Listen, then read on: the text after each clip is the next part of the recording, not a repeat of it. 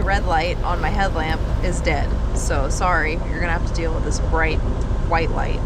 Anyways, it's blowing about maybe 5 knots off and on from the wrong angle. Nothing substantial, not enough to keep our sails filled.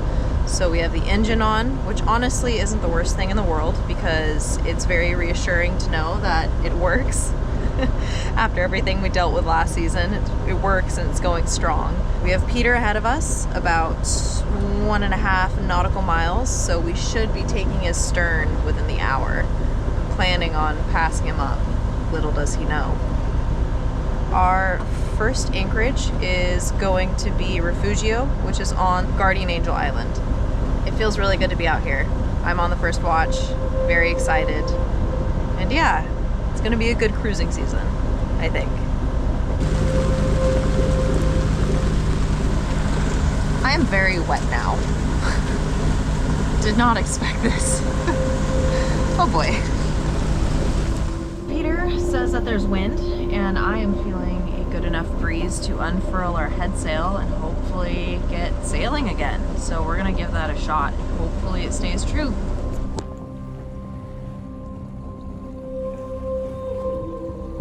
That little tiny light up there is Peter.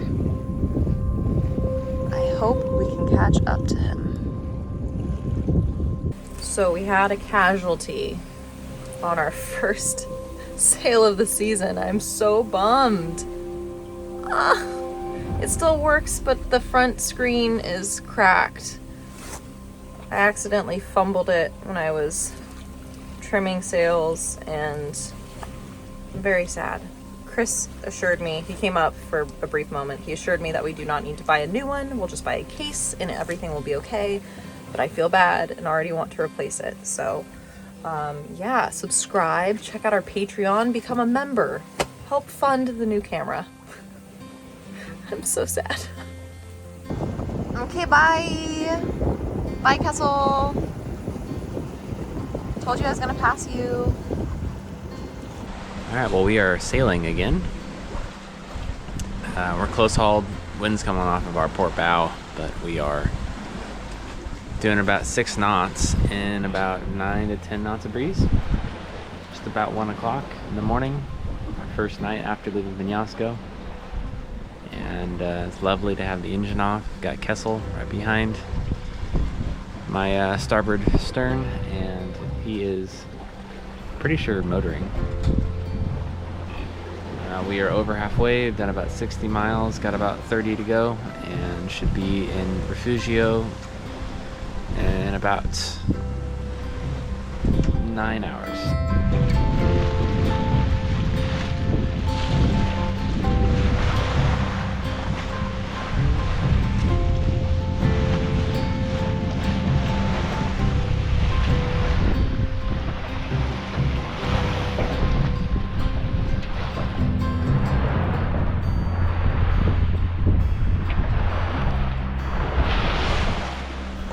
Alright, well that right there is the first sunrise of the 2024 cruising season. And it feels freaking good.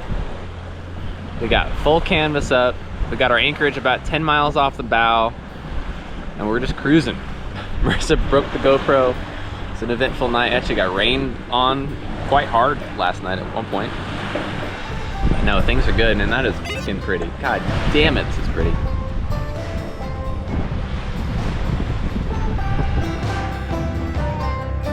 Ah, buenos dias.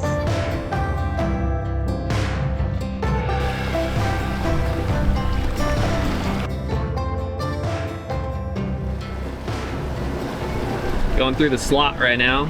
Pretty tight on both sides, but we're sticking to the chart.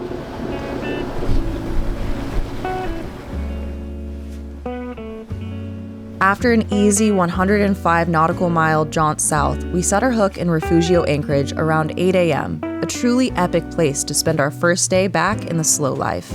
With the hook set, I pulled everything out I needed to make a big breakfast hash and put coffee on.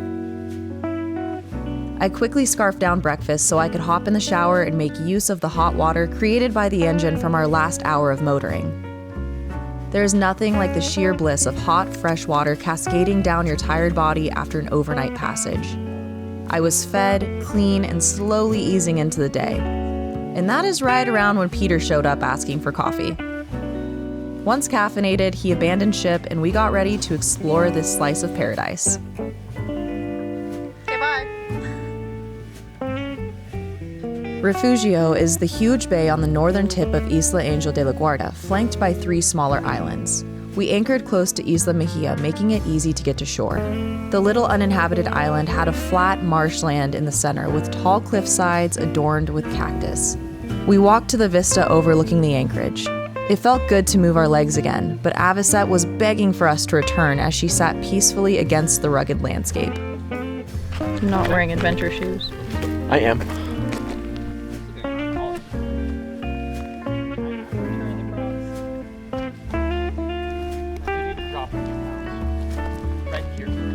The day was going by fast and slow all at once, but I didn't mind. Around 3, I made my way over to Kessel to help prep for dinner, while Chris was tasked with getting a fire started on shore. Well, this place is freaking magical. I really don't have any words besides magical. It is just everywhere you freaking look is epic. Like, so epic. Beaches are pretty dope. There's a few of them you can choose from. Some of them are sand. Anchorage is awesome, perfect sandy bottom. You have a northerly, southerly, and an easterly protected bay, so you have pretty much all the options. It's also gorgeous right now. All of the mountains behind me are all green, which is, it's really pretty.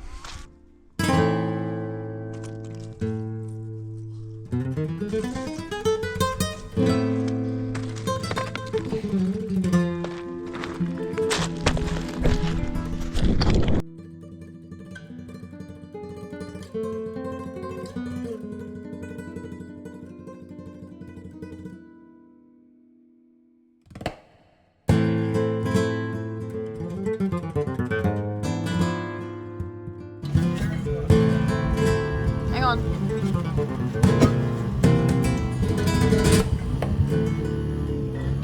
We're going to the beach to have a little bonfire that Chris has made, and we're gonna make tacos. Say it again, I fucked it up.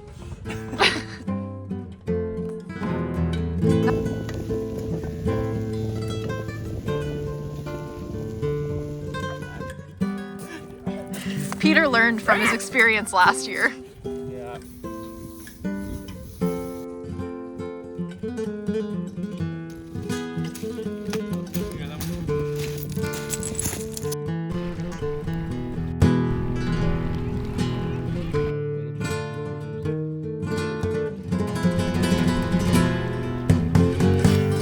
The boys made potato tacos over the fire.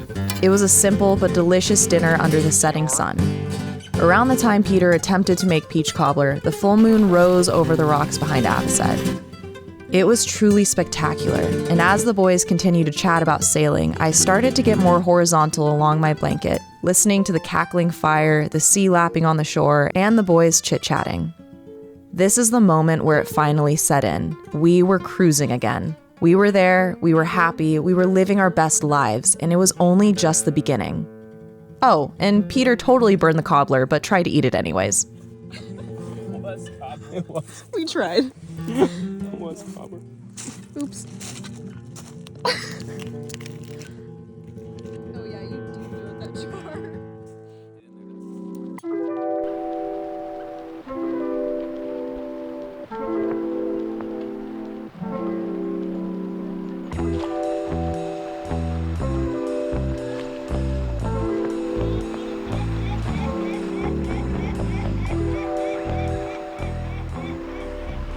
Pulling the anchor up, and I would help Chris, but I'm kind of trapped. And it's the law. You can't move a cat if the cat's sitting on you. I don't know what'll happen if you do, but I don't want to find out. So we are headed to Santa Rosalia today. We got a really beautiful northwesterly coming down the coast, and it should give us perfect wind all day and all night. And we should get to Santa Rosalia about, I don't know, 11 or 12 tomorrow in the morning. So yeah, things are good. I wanted to stay here a lot longer, I'm not gonna lie, but you know, Let's move on. We got a lot of other stuff to see.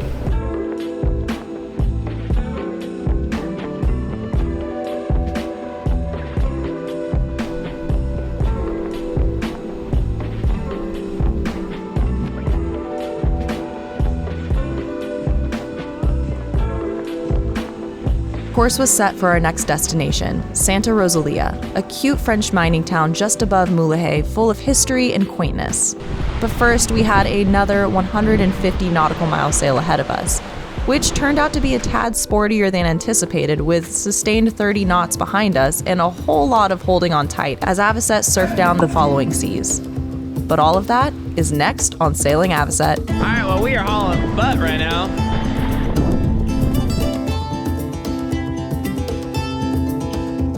Take it, Avocet, take it. Get it, dig it.